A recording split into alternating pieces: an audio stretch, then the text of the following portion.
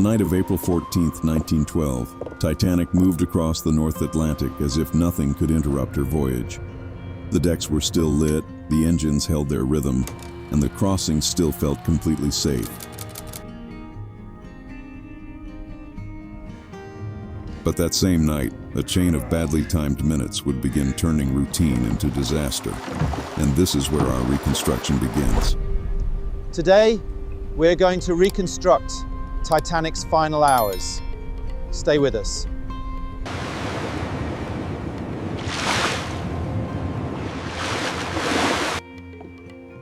On the upper decks, the night was winding down like so many others on a luxury crossing. Some passengers were leaving the lounges, others were already back in their cabins, while the crew kept the ship running as usual. Down below, furnaces, mail rooms, and internal services remained fully active. Everything pointed to stability, comfort, and control. Have you ever noticed how the greatest disasters sometimes begin in places that seem completely under control?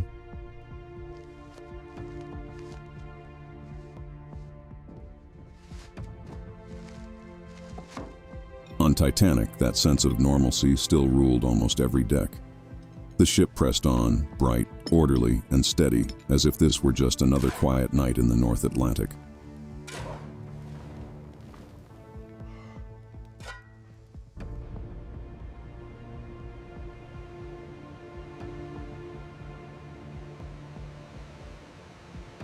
Sea conditions seemed favorable, but there was one important detail. The surface was far too calm, which removed a visual warning that usually helps spot ice at a distance, waves breaking at the base of an iceberg.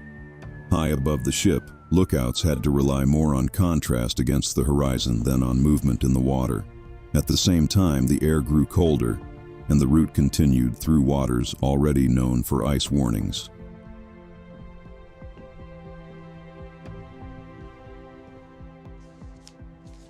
It was a silent night, but that silence was working against navigation. The sea seemed helpful, when in reality, it was beginning to hide the danger. In moments like that, the ocean does not need to look threatening to already be imposing real risk.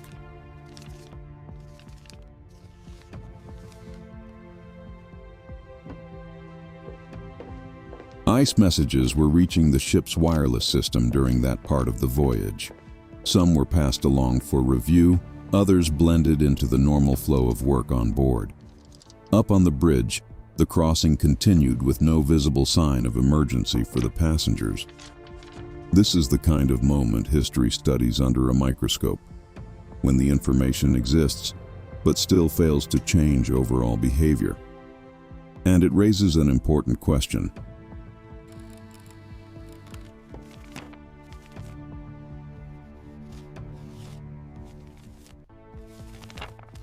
How many minutes are lost when danger still feels far away? On Titanic, the threat was already ahead, but it had not yet changed the atmosphere of the ship. The problem was not a total lack of warning. It was the gap between receiving an alert and turning it into a real sense of urgency.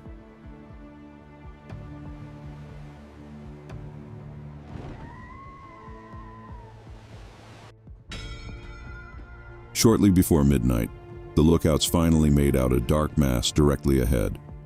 The warning went to the bridge at once, and the response came almost instantly. The problem was that at that speed, and at that distance, there was almost no room left to correct course. The ship was not heading toward an unavoidable head-on collision, but toward an incredibly narrow escape. At sea, the difference between surviving and failing can come down to a matter of seconds.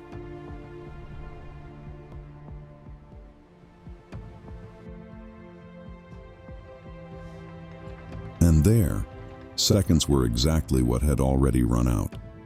The horizon offered no safe margin, and what first looked like a dark shape in the distance became, almost in the same instant, the center of the entire tragedy.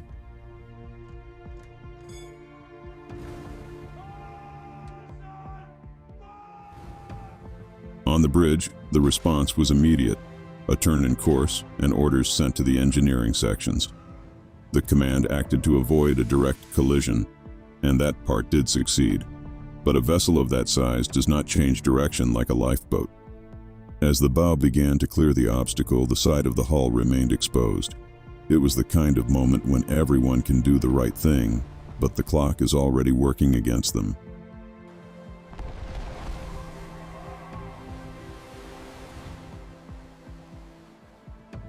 Titanic reacted, but the physics of the ship had already limited what that maneuver could achieve. In moments like this, it is not enough to decide quickly. The entire structure needs time to obey. And that night, that time simply no longer existed.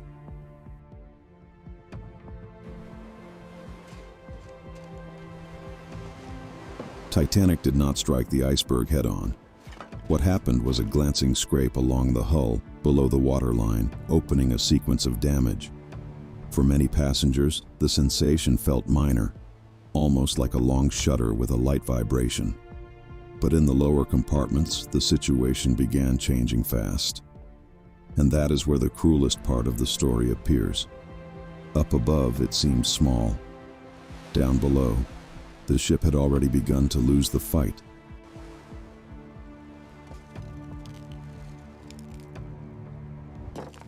The impact was not defined by immediate violence, but by the hidden consequences it set in motion. That gap between appearance and real damage is exactly what delayed people from understanding what had begun there, in the middle of that night.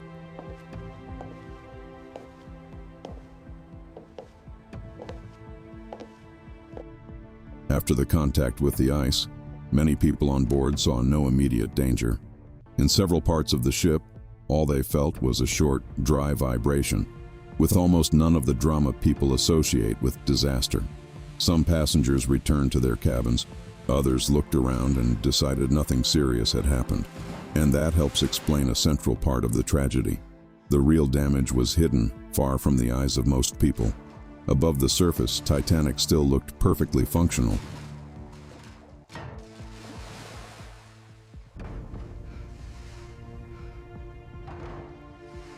The ship remained lit, beautiful, and apparently stable, which delayed any real sense of alarm. That false normalcy proved decisive because it gave the next few minutes an air of doubt at the exact moment when those minutes already mattered more than ever.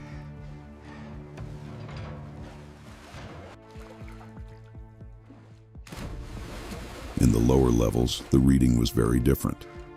Technical crews began moving through the damaged compartments and found water entering sections that were supposed to remain watertight. In the hardest working areas, the contrast was brutal. Furnace heat, steam, metal, and suddenly the Atlantic pouring across the floor.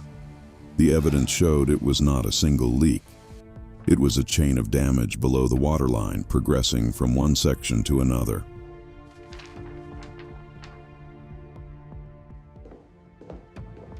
Each inspection confirmed that the problem was not concentrated in one place, but spread across critical parts of the structure.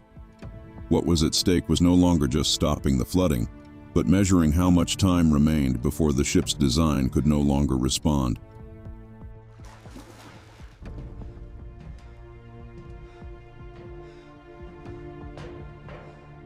When the reports were brought together, the picture changed completely. The problem was not just the flooding itself, but the number of compartments damaged beyond what the ship had been designed to survive. From this point on, command was no longer dealing with the possibility of fully stabilizing the situation. It was dealing with time, and that is the historic turning point of the night.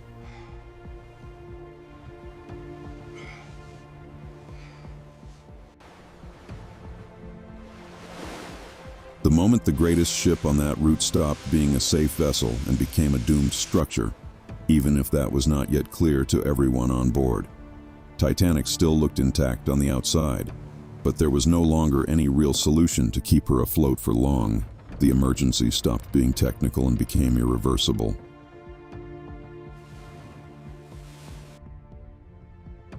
Once the full gravity of the situation was understood at the command stations, the crew began preparing the lifeboats.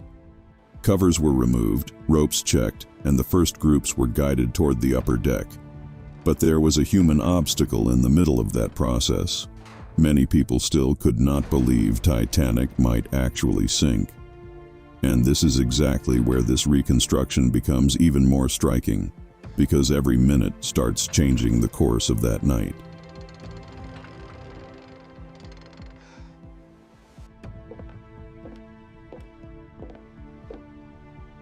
So stay with us until the end, because from this point on, the story stops feeling impossible and starts becoming inevitable.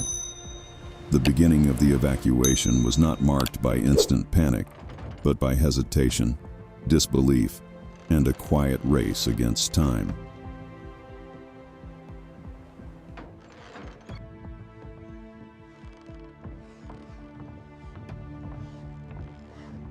The evacuation moved forward, but unevenly. Some passengers hesitated to board the boats, others preferred to remain inside the warmth of the ship, and some lifeboats were lowered without being filled. It was not just disorganization, it was denial, shock, and the difficulty of accepting that a brightly lit giant, still apparently stable, was already lost. Have you ever noticed how slowly the human mind accepts danger when everything around it still looks normal?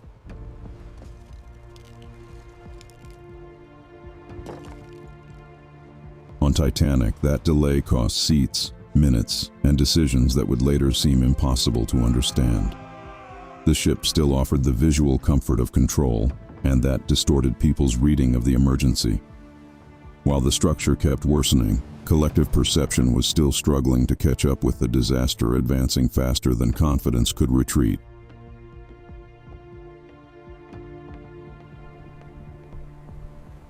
As time passed, the situation stopped feeling abstract. The bow began to lower in a way people could clearly see, access routes grew more tense, and the flow of passengers to the deck increased. The urgency was now visible in the body of the ship, not just in technical reports. What had once looked like precaution now looked like escape. And this is where the night changes tone all at once.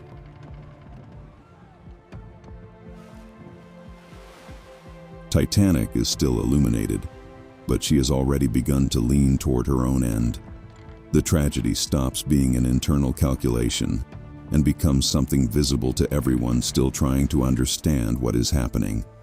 The ship begins to speak through her posture, and the deck becomes visible proof of collapse.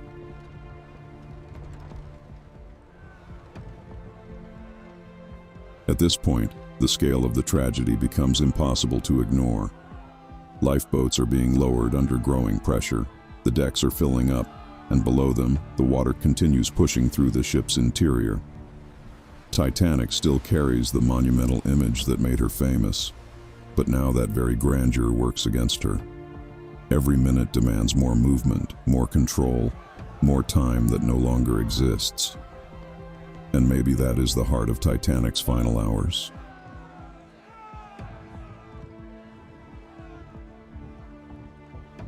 Not an instant collapse, but a vast emergency becoming visible in front of everyone. This is where the disaster delivers its most haunting image: an enormous ship, still beautiful, already without a future. That contradiction between grandeur and loss is what makes this phase so unforgettable even today.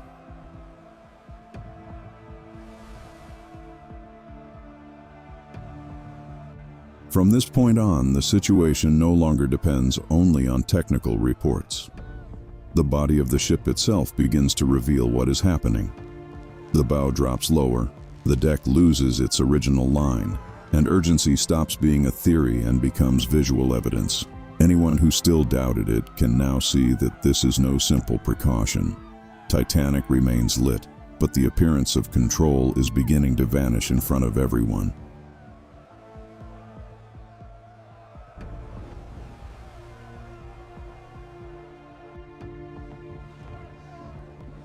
The disaster is no longer hidden in the lower compartments. It has taken shape in the full silhouette of the ship. Titanic begins to expose her own fate, and the great question is no longer whether she will survive, but how much longer she can remain above the water.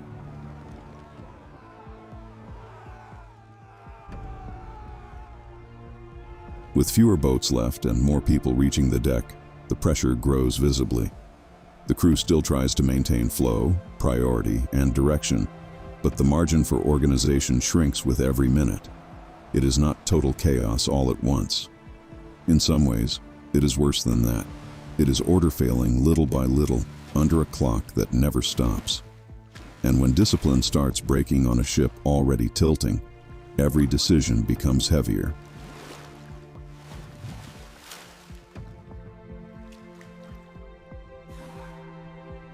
The feeling of delay blends with rising urgency, and the deck begins to function less like a controlled boarding zone and more like a struggle for time itself. The system still exists, but it can no longer respond with the same strength to the human volume and the growing seriousness of the moment.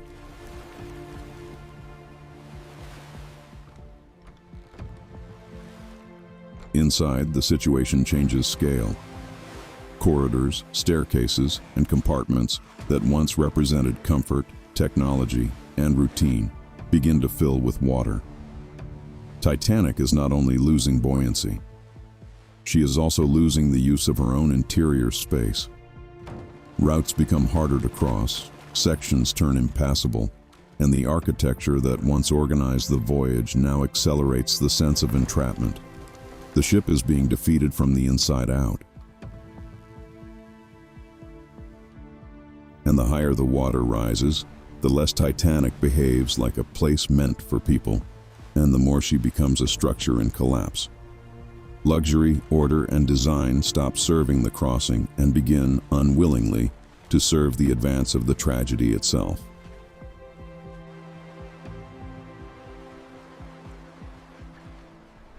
Seen from outside, the contrast is astonishing. Even doomed, Titanic still dominates the ocean as a gigantic, illuminated, almost surreal structure in the middle of the night. The lifeboats around her help define the scale. They look far too small beside the size of the hull, and maybe that is exactly what makes everything so hard to accept. A ship that large still looks strong, even when she is already beyond saving. That visual grandeur does not lessen the tragedy.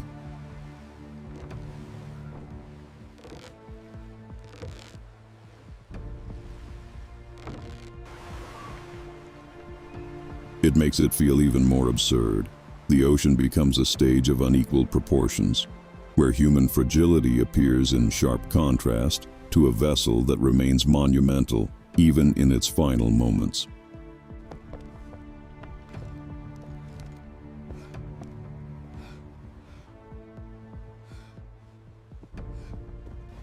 After that, the body feels what the eyes can no longer deny. The deck tilts, steps fail, objects begin to slide, and every movement demands real physical effort. The ship stops functioning as a place of passage and starts behaving like an unstable surface. Here, the tragedy becomes brutally concrete. It is no longer just sinking. It is gravity, steel, cold, and urgency acting all at once.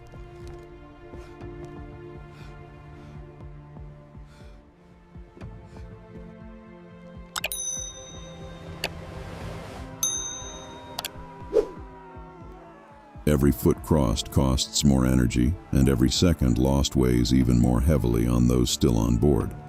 When the environment stops obeying the routines of human life, the emergency changes level. Titanic is no longer just a ship sinking. She is an entire structure struggling against her own imbalance.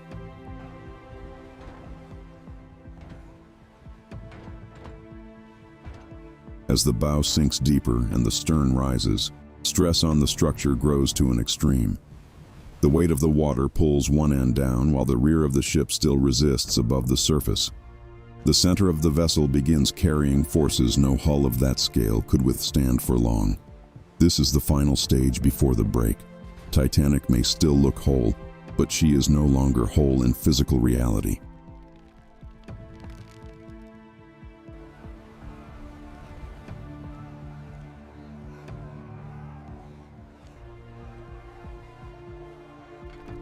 The ship begins to exist in two opposite behaviors at once, and that structural contradiction prepares the final collapse.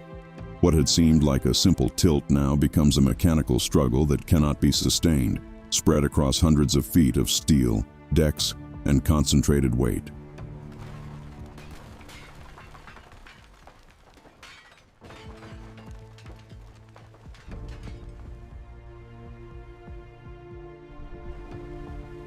The break does not happen like a movie trick.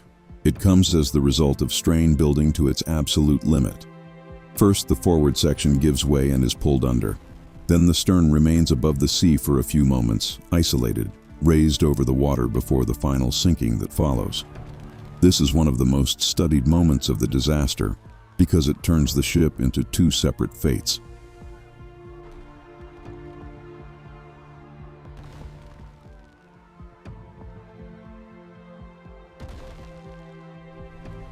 From this point on, there is no return, only the final sequence of collapse. Titanic stops being a single vessel and becomes a field of wreckage in the making. The breakup marks the instant when the scale of the tragedy changes its nature, from sinking to the total destruction of the structure.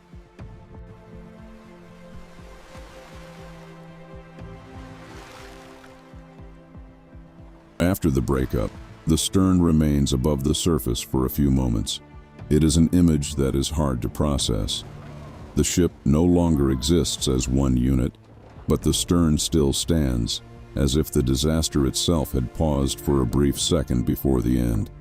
In that moment, each second feels stretched by the sheer scale of the structure. What remains of Titanic is not saved. It is only delaying complete disappearance.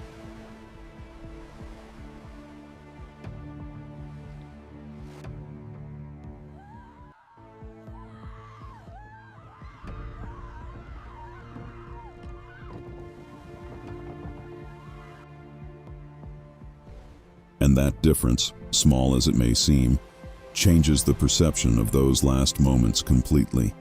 The pause is short, but visually unforgettable. The ocean has already defeated the ship, but the final instant has not yet come, the one when even the last visible section will lose support and vanish.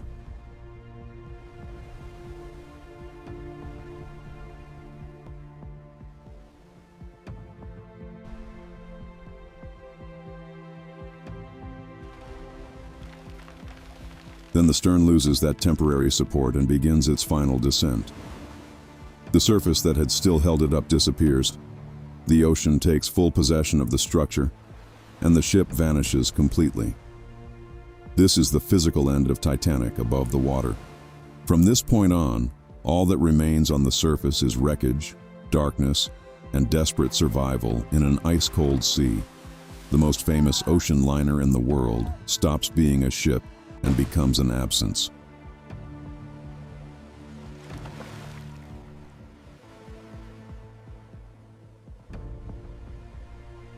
The ocean closes the scene with a speed that sharply contrasts with the long agony that came before.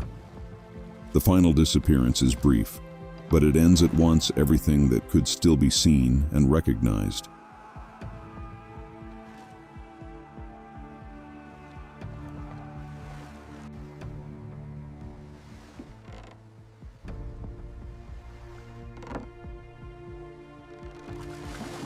Right after the final sinking, the scene changes in both scale and language.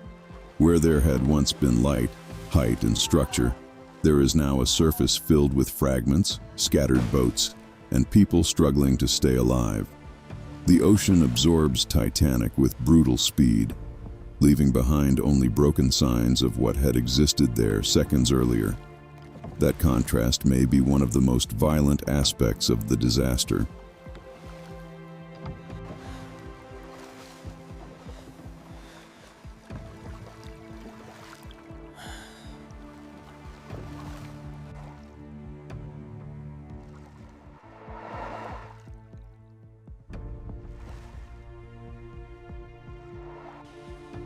A giant disappears, and what remains feels far too small to explain what just happened.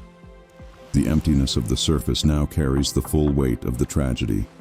The sea no longer shows the ship, but it shows with merciless clarity the human scale of the loss.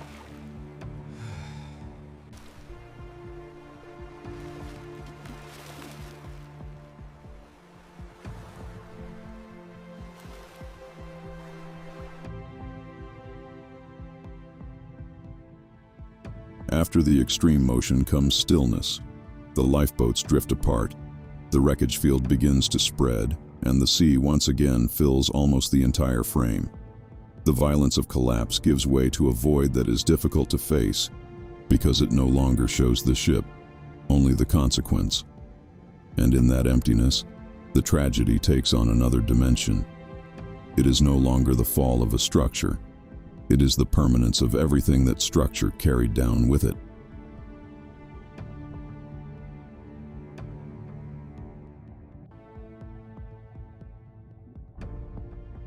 At that point, the silence of the Atlantic says more than any image of the whole ship ever could. Absence becomes the central element of the scene, and that is exactly what makes the disaster feel even larger.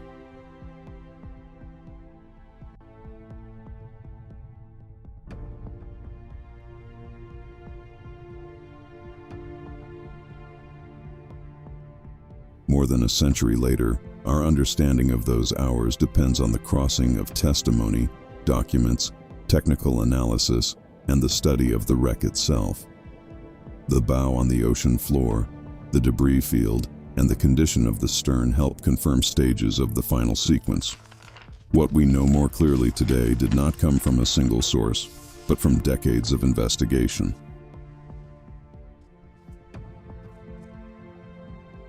That is what makes it possible to reconstruct, with increasing precision, how the tragedy unfolded from the glancing strike to the complete collapse.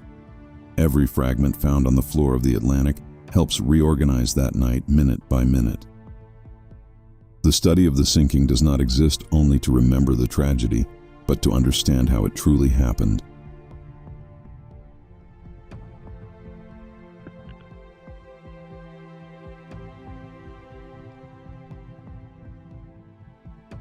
In the end, Titanic remains a rare combination of memory, evidence, and historical symbol. The night of April 14th into April 15th, 1912, is still studied not only because of the scale of the disaster, but because of the way it unfolded. In stages, through warning signs, human hesitation, and structural failure that became visible too late. The wreck in the Atlantic does not close this story. It keeps the investigation alive. This video was a historical reconstruction with AI, based on records from the period, created for educational and narrative purposes.